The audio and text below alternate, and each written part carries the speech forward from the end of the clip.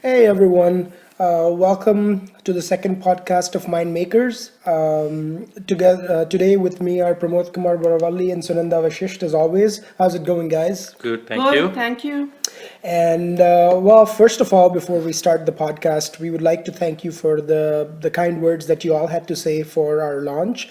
Truly means a lot to us, and it gives us a lot of encouragement to go forward.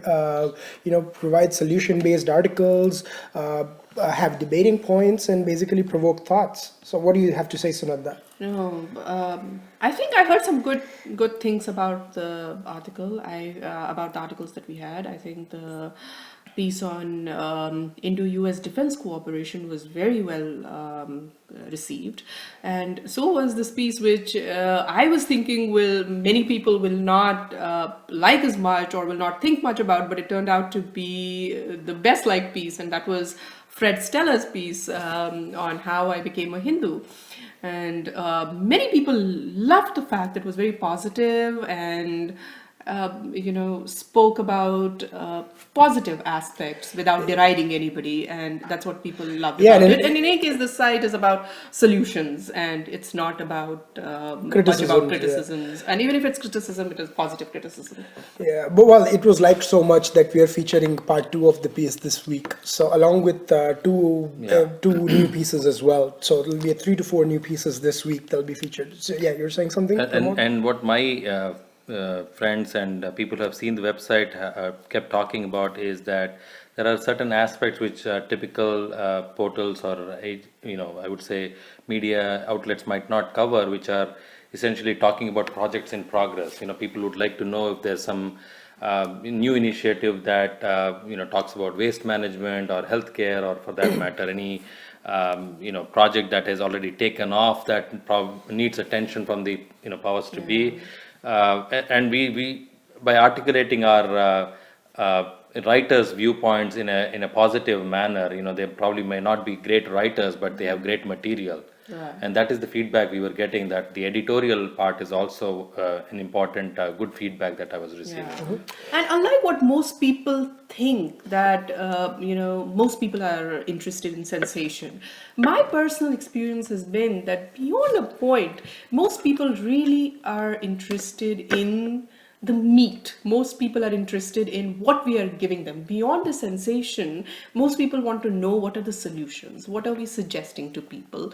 Sensation truly belongs to, I'm not going to name them, but television studios, and we better stay away from that. Yeah, and funnily, I mean, I was just thinking right now that the last week has been, and the topic of our podcast is also going to be about President Obama's visit to India. So the 3 articles we have this week also talk about Indo-US cooperation. You have one article which chronicles the visit which is written by me about President Obama's visit to India. The other article is about Project Eco, which is talking about medical services in US and India. And the third article is about a cross between two cultures, which is Fred Stella's article. So you can call this week as the Indo-American themed week or something. Yeah. But anyways, please, we would love to hear back from you about podcasts and articles, and if you want to contribute to the website, then absolutely. So with that, we would like to start off by talking about President Obama's visit to India this week in part one and part two of the podcast. Initially, we're going to try and talk about the strategic impact of it, and then we would also touch upon the economic impact of it and how it's going to impact the Indian economy. So, what do you think, guys?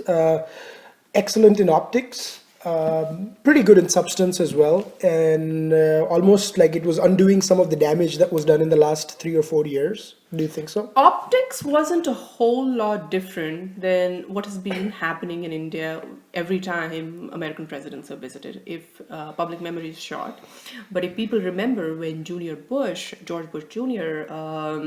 Came to India, he was received in similar manner. I'm not talking about the Indian media. I'm talking about the American media. American media this time was pretty interesting. I mean, there wasn't a whole lot of coverage. There wasn't blanket coverage or anything. We got to be honest about these things, but there was quite a bit of interest. Well, I'll tell you something. CNN and Fox News did not show, but ABC Morning, CBS Morning, they all carried specials just on the Republic Day parade and showing it. And on a lighter note, even the stand-up comics are taking it up. Jon Stewart took it up. Bill Maher took it up. Big time, yes. It's just interesting. And as they say, when the late night shows pick you up, that's the time you've arrived. Yeah, I don't care much about the primetime news.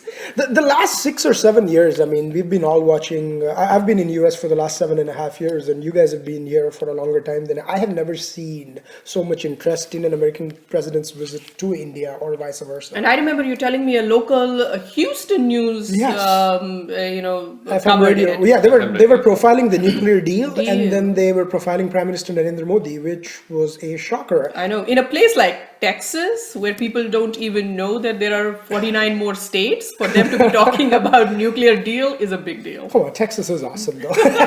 But anyways, what do you think, Pramod? I think more than the opticians, the tailors must have been because Trust you to come up with a one-liner on this one as well. because your article talks about it that got published just this morning. Right. A great article, and talks about several aspects, and there were different log jams that were happening between the US and India, especially the nuclear deal. With the biggest concern was, what if a nuclear accident happens? Does the supplier, which is a US company, get liable for the losses suffered, both material and naturally? You can't talk in terms of. Just to pause you 1 second, I'll let you complete this, but then I want you to also talk about the strategic impact of the nuclear deal. The economic impact, we'll take it up in part 2. Yeah. So the strategic impact is that India has been stonewalled repeatedly at the international community. The ultimate goal is for India is perhaps to become a permanent member in the United Nations Security Council, which for the first time the US has endorsed. I think the only two stumbling blocks for a democratic administration was on the climate change part, which we now have become a signatory. The second part was the World Trade Agreement and the logjam over the food. The objections that India had with respect to storage, and the third one was the logjam that we were, obviously the Indian government was not able to clarify what the liabilities would be. If, for example, something were to happen, would the supplier, which is the US company, be liable to multiple thousands of crores? So they defined what that maximum liability could be, and they arrived at a consensus to sort that issue out, or probably get a bypass to that, which is to clear that bottleneck on Section 17. And in which 750 crores would be supplied as a corpus by the general insurance companies, which are actually Government of India undertakings, and matching 750 crores would be provided by the Government of India. So with this 1500 crores, they're hoping that the Section 17, the clause which talks about liabilities in case a nuclear incident or accident happens, can be covered. But we still have to see if companies like Westinghouse and everything will buy but this. it does not address Section 46, which talks about unlimited liabilities, which is what the next probably would be the last, I would say, piece in the in the log jam. But just to finish it, I think they made a great, I would say, in 6 to 7 months to get to this stage is just amazing. Considering the fact that we had completely, there was no progress at all in last 2 to 3 years after 2008, I would say. And that's what I was coming to, which I'm going to take the question of the reshaping of the alliances in South Asia pretty soon as well, because on the sidelines of this, we saw another meeting in Pakistan between Pakistan and China. So yeah, the Pakistan and China realliance that we were talking about, should we read anything into it? No. I thought so. China owns the world's, I think the US The world's. and pretty much owns the debt wherever they can find debt. Right. that is how they are. They think the countries will be indebted to China. Classic Sun Tzu. But I don't think we should read anything. It's just too afraid people just. I think the way we were doing theatrics, Pakistan was also doing theatrics by No, but sending Colonel Sharif my point to was China. that our theatrics compelled them into doing this. Yeah. But our theatrics came with some substance. Their theatrics were just theatrics. Exactly. Their theatrics come with bomb blast, though. So That's Their another story. theatrics is because of insecurity. Ours is because of needing additional energy security. and that's what I was saying. The and there was economic engagement when Bill Clinton was the president, but strategically it was lacking. And from the low of the economic sanctions imposed by America, because we tested the missiles in Pokhran in '98 to coming and signing a nuclear deal, we've come a long way. But my point was the dehyphenation of India and Pakistan. And not talking about Pakistan at all was a wonderful thing, because for years, and I have not understood why America has done this, and I have gone on record saying this multiple times. I think, Sunanda, we covered that in our pre-podcast when we talked about Robin Raphael. I know, and I have never understood that why America does not get its Pakistan policy right. And I have said that they have a Pakistan policy? I mean, I have said it that I'll go to my grave wondering this. But I think this time they at least got the India bit right. At least we did not have any hyphenations. At least we didn't talk about Pakistan. Maybe there were some when Prime Minister Modi and President Obama talked. I'm sure there had to be bound to be some talk about Pakistan because of the counter-terrorism and all that stuff. But overall, we didn't see, it was about us and them, and Pakistan did not figure in the puzzle, and that's wonderful to hear. Okay, absolutely. And I mean, it was a different sort of engagement, at least the future of it promises such. So coming to the economics part of it, one of the most underreported fact that I thought was that apart from the nuclear agreement, there was the solar agreement that was reached, which was almost like a technology sharing agreement. Yeah, that is important, because I think the nuclear suppliers group is becoming a little bit of an outdated, antiquated agency, because the planning commission? Because the fears of a potential nuclear accident is only is raked up by environmentalists who are basically losing the whole position everywhere in the world. Now, having signed a climate change agreement and having signed this, basically getting this over with from the Indian side on the civil nuclear, Indo-US nuclear deal agreement, I think the India has shown it clearly that they are looking more towards technologies that are, based on renewable. There is a whole, I was going to say this, there's a whole push on renewable energy, even without bringing US into picture. And of course, Prime Minister Modi has been big on it. And I always say that this is an interesting departure from UPA government, because during UPA time, our renewable energy minister was Dr. Farooq Abdullah, who I'm not sure knew how much about renewable energy. I'm not going into that. But that tells you how much they gave importance to renewable energy. You know why the talks were always held in London? Because Farooq Saab would always go to London to get his energy renewed. So the only energy in UPA was about Farooq Saab's energy. But truly, he was our Minister for Renewable Energy. It's a joke now. On a lighter note, I mean, coming into like a media coverage when it was on an overdrive about Kashmir in December, right now we barely find any coverage on whether a government is to be formed in Jammu and Kashmir or not. We will come to that later. This is just because Farooq Saab was, it's hard not to think about that when you say Farooq Saab. Yeah. So, but anyways, this was a landmark. There are several different, there are I think 10 different areas which the media has not talked about extensively. The only thing that got coverage was the Indo-US nuclear deal. And which I think was not the biggest part of this not meeting forget. at all. It did tie the loose ends, which is true, which needed to be done.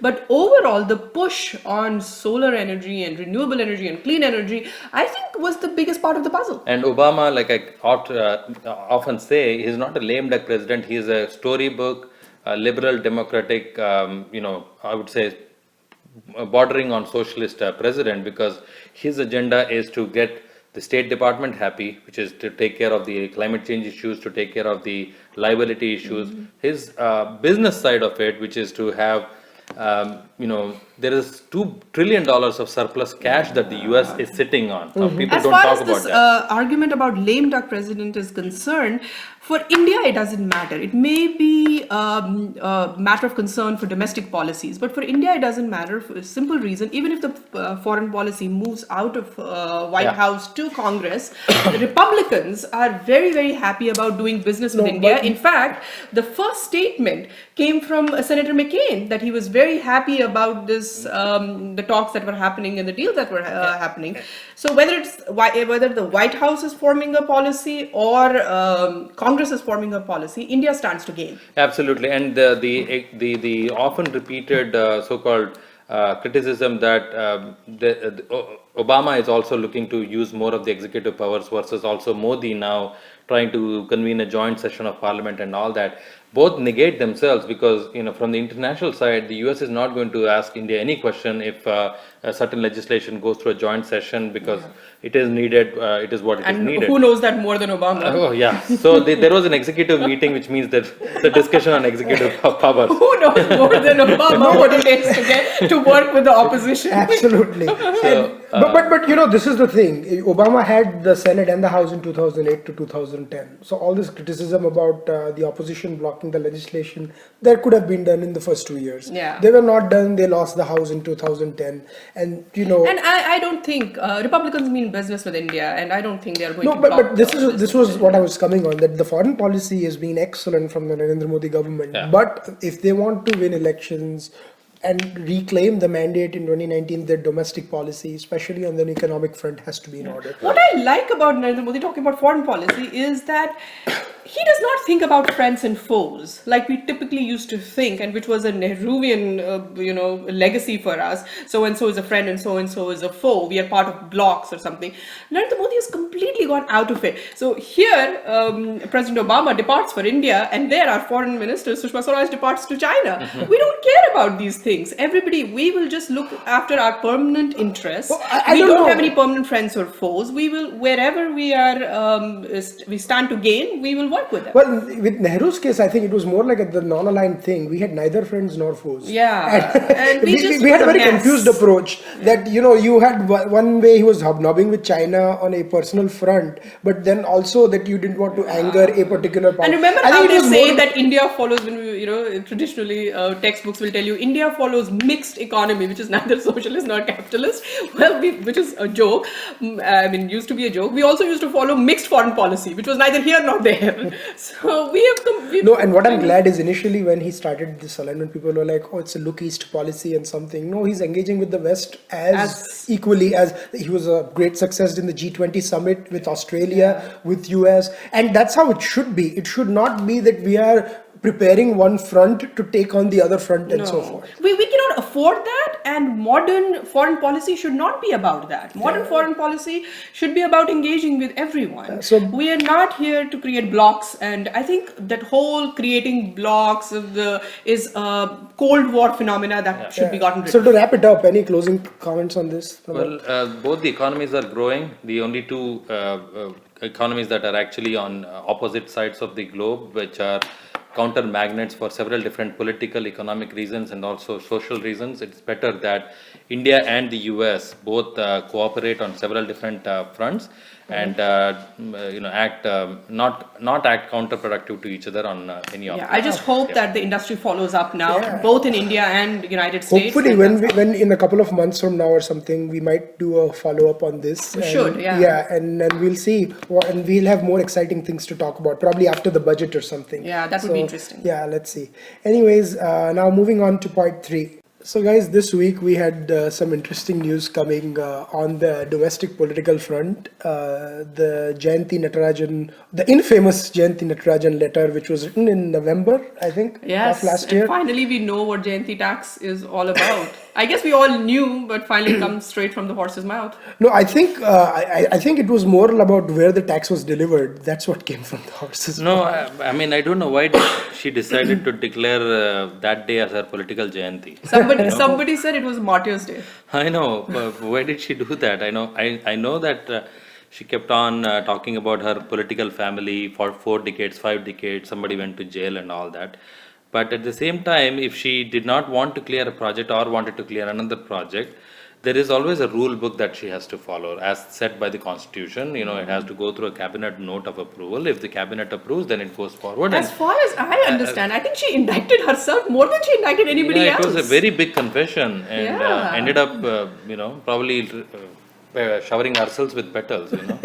Because But she, she was saying that- really, no, she basically said that there was interference in her ministry, and she did what we always knew, that there was interference from 10 Janpad, but now she confirmed it, and she said that she was not truthful to the Constitution of India, where she's supposed to follow the rule book. Not just that, interference from 10 Janpad, and they said that they had one policy before Rahul Gandhi gave the FICCI lecture, and then they had one policy after he gave the FICCI lecture. No, that also comes from the point that after the FICCI lecture, they needed money to run the elections. So that was. No, I wouldn't be bothered about finicky lectures and all that. Most of those trade bodies are like that. Finicky, Because you don't have a trade body or a trade federation or an association dictate terms. It's government which should. Yeah.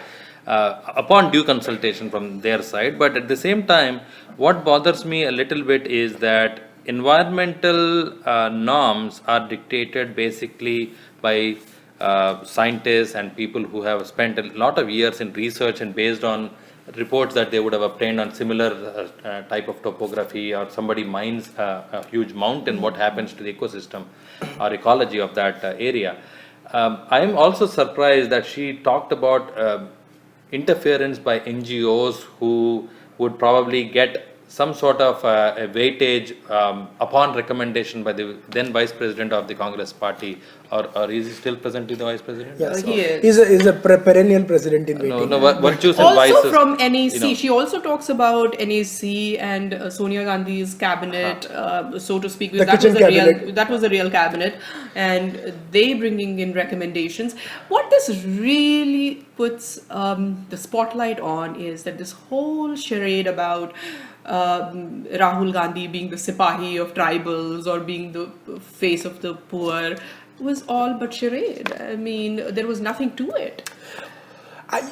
Even more than that, I think this whole hoopla that Congress built around itself, that we are a party of the poor and stuff like that, caring about poor's rights and stuff is a different thing. But using that to block industrial projects and use that to have party gains. No, there is something behind this, because lawyer and an accountant, which are usually the front-facing nodal authorities of any political establishment, don't generally come out and cry foul. You might get into trouble over that statement. I don't care, whether it is not approved or, like Indira Gandhi coyly said it is note approved. You just insert an E and it becomes note approved. These are all technicalities, but there are certain regulations approved by the Constitution which clearly state that if the environmental minister, if there is something that comes towards her on her desk, and if there is a status quo that applies to such and such project, all she has to do is sign, and then the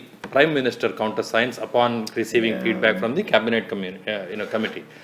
If It that was also not brings done, back, that UPA essentially was a NGO Raj. NGO was NAC. These NGOs were sitting in NAC, so UPA Well, was. UPA, a lot of people would say was the an NGO was no Raj. government organization. Truly, it was no government organization, and all these, and No we know organization about. amongst no, the and government. this calls for investigation, because who are these NGOs who are stalling a Vedanta project in Orissa? Orissa would have become the world's largest exporter of aluminum had this project come through. And somebody was stalling development, and the insinuations by certain reporters on media networks was I was that reading a piece, certain country. And we know that apparently who came to Rahul Gandhi's office with this whole. No, the thing insinuations were some country which had red in their blood. You see what I'm saying? Yes. And all of But these. there are a lot of politicians in India who suffer from the same problem. No, but apparently they have orange blood. No, but anyway, I am just saying. No, I do hope, on a serious note, I do hope that Narendra Modi government starts an investigation onto it, because apart from the fact that what it does to Congress party, and that is something they will have to deal with, but on national level, on this thing, the country has to worry about what happened. To I agree with you environmental as far as not just the investigation from an economic front, but there is always this debate on what a role of an NGO that is sponsored by an outside agency, Yes. whatever it is, social, political, whatever it is. Plus, number one. Number two is, I had written several years ago about a concept called Indonomics, and I'm a firm believer in that. And in Indonomics, the consequence of FDI is mentioned a little bit, but I will expand on that in the near future also. Any country that invests money also invests a part of that money in increasing their political and social influence in that geography where they invest the money in. They actually get certain NGOs to play an active part in making sure that on both sides of the spectrum they are backed. It's just in Yes. case if the tribals protest or if farmers start protesting, do they have their own NGOs supporting the farmers and all that? So it's a very big vicious. There is no question that the tribal rights need to be protected. There is no question. I don't think anybody, has a question about that. But do these NGOs need to be reined in? Because I think they have vested interests and they are not completely guided by the interests of tribals. We should not have a repeat of what happened with Monsanto, and I make that comment with a lot of I would say background on in ascertaining such companies that have several different layers of interest. The Indian government, or for that matter, the US government, should be cognizant that we are in the day of the internet today. You can't really think that you can have hundreds of billions of dollars invested, even if it is 100 billion as people are calculating the US investment will be in India. It will probably double. It's not child's play like it was in the Cold War, when you have certain amount of money coming in, then you try to influence that local community using certain means, and then you also try to stifle the competitor out of the picture. That should not happen. Yeah. Not But do just you that- guys support regulating NGOs? I No, think see, because I was right now coming they're to that. completely No, unregulated. I mean, and there are steps being taken for that, Yeah. like especially checking their books and so forth. But also more than the NGOs themselves, I think the focus also should be on certain individuals who are on boards of multiple NGOs and are individually motivated and and they have that kind of access. Amazing clash of interest, conflict of interest. Right. It is So, scary. the because amount- that's what is being alleged as same well. people that- have access to the op-ed pages. Same people have had access to the corridors of power. Same people had access to the policy makers. NGOs it is are scary. No, NGOs. just to pause. I mean, pause you right there. I mean, NGOs. There are some NGOs which are causing problems or something. But I'm saying those individuals with access are causing more problems. Like because they can deal with the politicians and then spin the law or something to their favor in the guise of their NGO, and they're doing more damage to And this comes as a big challenge. Forget what will happen with the Jayanthi tax and whatever will happen with the investigation and all. But this is a big challenge for the Modi government to see that this government is free of NGO interference. And NGOs generally, it's like, if they are involved in social projects, if they are involved in, cultural exchange and all of those, that's one plane. But if they are, for example, instigating a revolution or instigating an agitation or instigating some sort of discord within the government and that Because community. under the umbrella of NGOs, there is a lot that is going on, and that needs to be addressed. So yeah, that's I guess that's our major conclusion, that the government needs to be careful about how it handles out the permit or something. But there needs to be a check on the NGO Raj as well. And it's funny that the non-government organizations want government interference in everything. I just find it. And we request the day that Jayanthi Natarajan wrote the letter to Hindu be declared as Jayanthi Natarajan, Remembrance Day.